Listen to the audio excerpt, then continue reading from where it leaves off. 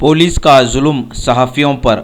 जहां एक तरफ तेलंगाना में फ्रेंडली पुलिसिंग के नाम पर आवाम को अपने तरफ राग़िब करने की कोशिश की जा रही है, तो दूसरी जानिब सहाफ़ियों पर जुल्म। ये तेलंगाना पुलिस की फ्रेंडली पुलिसिंग का नतीजा। आखिर ये दोहरा रवैया क्यों? पुलिस पर एक सवालिया निशान। टास्क फोर्स सब इंस्पेक्टर ने सहाफ़ी पर किया हमला।